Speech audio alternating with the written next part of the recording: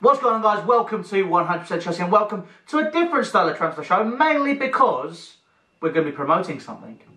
And there's two of us. And there's never two of us. Well, there used to be, like on the odd occasion. Yeah, but there's never recently, so stop trying to contradict me. Oh, okay, but whatever. Anyway, guys, we are here to tell you about the 100% Chelsea podcast that will be going live At some point today. Hopefully. A lot of problems, a lot of teething problems. Yeah, pretty much, you know, it's been a bit of a nightmare in terms of getting it up. Laptop's not rendering it, but we're going to try our hardest. It's going to be out today. If it's not, we'll still let you know on Twitter, so make sure you follow us on Twitter and all that shebang and all that. But anyway, Brandon. It will be a good listen. It will be a good listen. If you're into listening to two blokes talking about Chelsea, then, you know, it will be a good listen for you. It is, you know, an hour long or just over an hour long, but we cover pre-season transfers, preview of the next season, and our thoughts on how the club's run at the moment and things like that. So yeah, it'll be a good listen. It was a good fun to record it, and it will be, you know, up every month. So yeah, and one of the big things for us in there as well is we're struggling for a name, because obviously the 100% Chelsea podcast is all right. If you want to call it all right, sure. But, I mean, obviously it's not got a name to it. And obviously having jumped on the bandwagon, we want to be able to get a name out there. Bang! Shebang. But either way, what we want you to do is, on that video, when it goes live, we want you to head over to the comment section and put what you feel is the best name for it down in the comments. The most thumbs, we'll do the top 5 most thumbs up comments with names. We'll put it into a poll in the next podcast. And then you guys can pick the name of the 100% Chelsea podcast, as long as it's not Boaty McBoatface, the like MLS team. Didn't they? They put that poll out saying, should we call the team Boaty McBoatface or something like that? No, that was the boat that the Queen built, or the Queen had built. The MLS, the one, it was the new MLS team did something like that. Stop talking. Okay, right. Let's get into the first transfer story of today. Obviously, this is something that can be considered global football as well. Obviously. Neymar was set for a €222 million move. £198 million. That's a lot of John Obi Mikel's, guys. A lot. A lot of the Lords. But at the end of the day, apparently that has not gone through. Apparently that has not yet been. Well, no, La Liga have banned the move. They said yeah, but you know why, don't you? Because he's in London, and the Premier League are going to accept it because Chelsea are going to sign him. Forget PSG. He's coming to Chelsea. I'm calling it now. And if I get this right, I'll give you all the lottery numbers for next week. Yeah. But I know that it's... If you're right, you get Neymar tattooed on your arse. Yeah, okay, yeah, you heard it here first. If Neymar comes to Chelsea, I will get his name tattooed on my arse.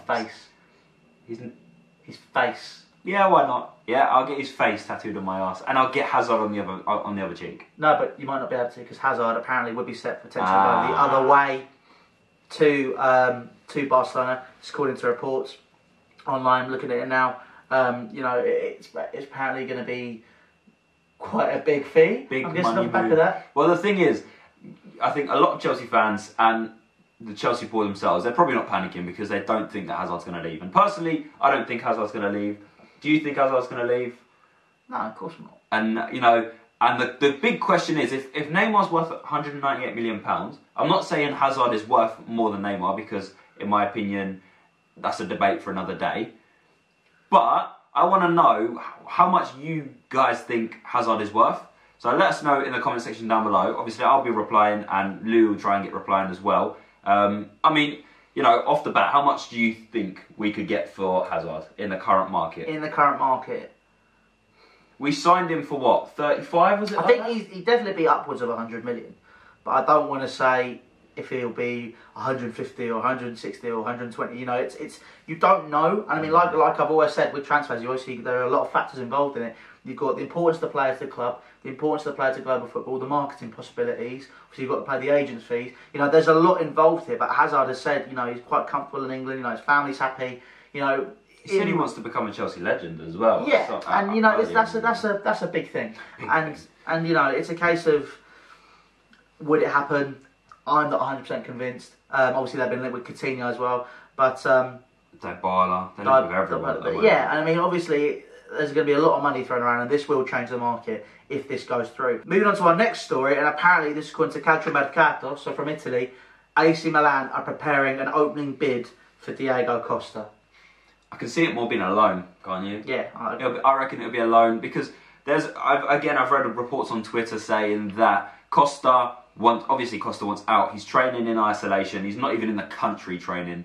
I think he's in Brazil training. And the thing is, AC Milan want to sign him permanently. No, AC Milan are ready to make a opening loan offer to sign the 28-year-old striker. The offer of the Rossoneri would include an option to make the striker's move permanent. So there is an option there. Costa has made it clear he wants to go back to Atletico Madrid. For us, like we were saying in the podcast, which will be out later, for the best of the club, he needs to go. You know, there's been poor management happening here. He's been training on his own. He's had enough. That's it. It is poor from us from a business perspective. It is poor from a man management perspective to keep Diego Costa at the club. He needs to go for the benefit of everybody and all parties involved. AC Milan for him would be a good move. Italy do like to have, you know, big strikers up there. I mean, Higuain's there. You've got guys like Kalinic. You've got Costa if he goes there. You know, there are big strikers that thrive in that league, and obviously for him as well to be playing and to be doing well would be fantastic for him. Yeah, well, I mean, I read reports saying that AC Milan would prefer a buy for him and would prefer to buy him. Obviously, with the reports coming out that they're trying to make the loan permanent afterwards, and I can see why. I can see why you'd want to invest in a striker. You wouldn't want to invest in him in a short amount of time. But like we also said in the podcast, which will be out later if you don't know that already, I don't know how you wouldn't. But most of Diego Costa's success comes at the beginning of the season.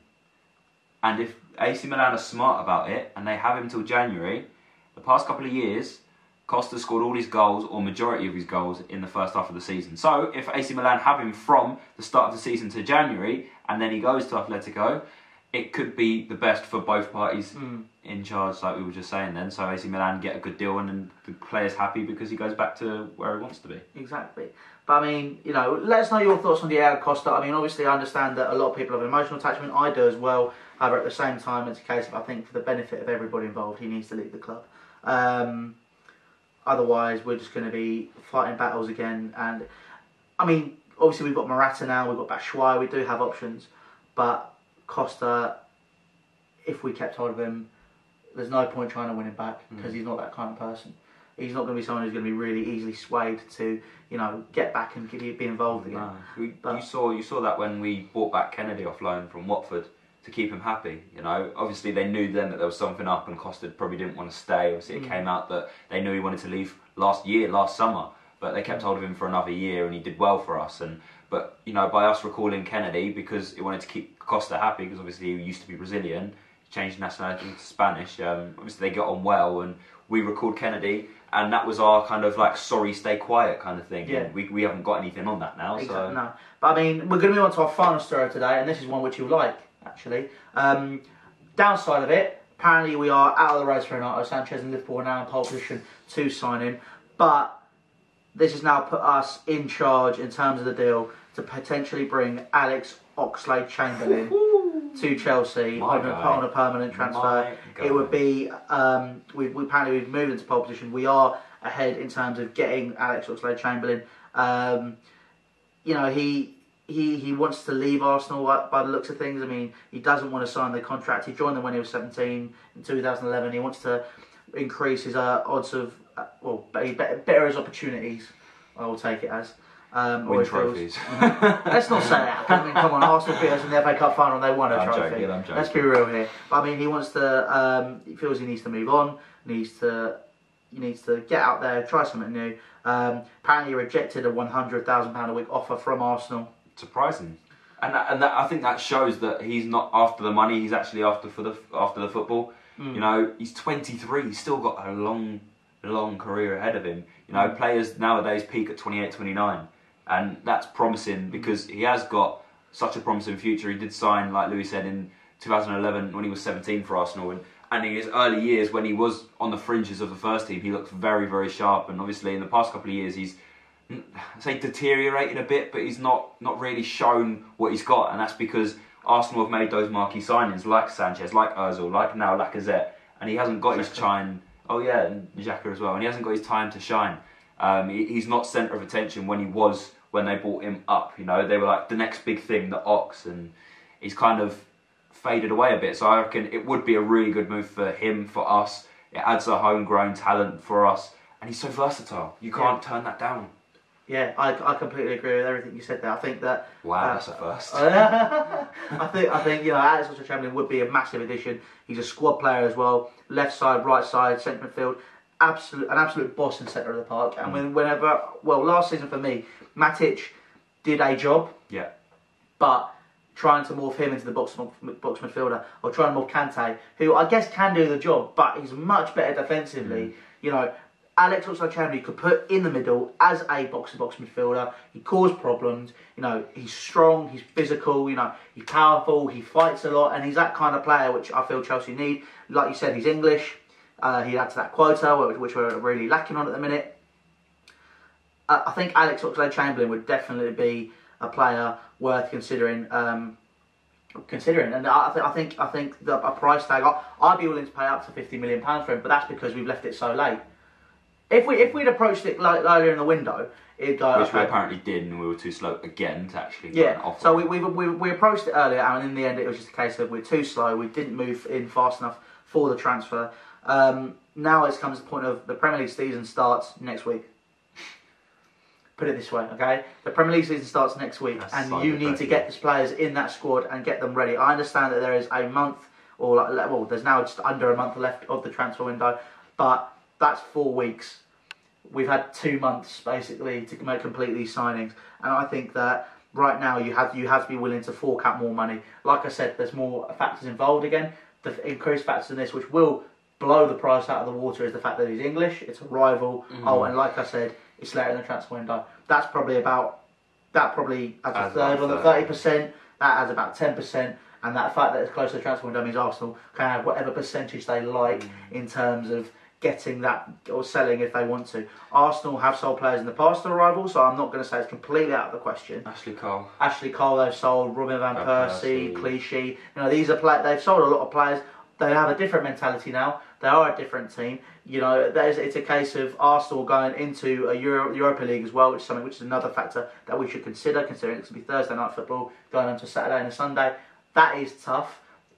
I'm not going to say it's easier playing on a Wednesday and playing on a Saturday, because there's not much difference. But I mean, if you're playing on the Tuesday, playing on a Saturday, there's an extra rest day there. It's a case of these players at Arsenal need to have a bigger squad, so they can play regularly, and I think that's another factor which you have to include in the price, which may even increase its price further, so Arsenal can dip into the market and actually literally just get that money and spend it on somebody else, because they will be able to afford to do that then, and they would have recouped some of the money from Lacazette as well. So obviously, you know, that's why I pay that much for Alex Oxlade-Chamberlain. I'm not saying it's the right price, but in terms of what's involved in footballing terms, you know, it's a case of you have to pay the price which befits the opportunity and befits the situation.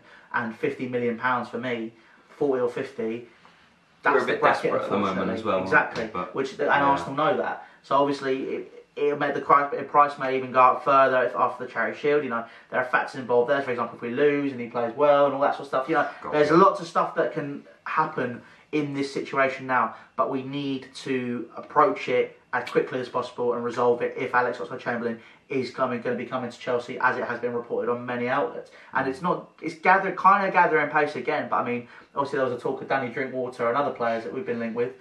Alex Oxlade-Chamberlain, in terms of English talent, over Drinkwater, over Barkley. Tom Davies is too young. You know, in a couple of years, if he's still doing as well as he is at Everton, then I'd take him. But at the moment, too young. But you can't tell what's going to happen. Yeah. But Alex Oxlade-Chamberlain is without doubt he's there. The right position. He's there right now, and he's ready to go. You know, he'd go straight into that team, in my opinion. But anyway, guys, let us know your thoughts on all these players that we've spoken about today in today's transfer. Again, make sure to check out the podcast. Hopefully it goes live. I mean, this is teething problems. We want to do it. We want to get out for you because it was really good. And we spent about 6 hours doing it yesterday because there were so many problems and all of that sort of stuff. We spent about 6 hours doing it, and it's been a nightmare. But either way, guys, Make sure you subscribe to 100% Chelsea. All social links down to Facebook, Snapchat, Twitter and Instagram. Make sure you head over to Brandon's channel, More Sports, and subscribe to him. Make sure you subscribe to my personal channel as well. Make sure you follow both of us on our individual Twitter accounts, which are on screen right now. But guys, again, take care of yourselves. Enjoy the rest of your weekend. The Premier League will be back next week. Fan cams will be back on Sunday. We'll be back for the Charity Shield. Take care of yourselves and we'll see you. Go on, Chelsea! Let's go!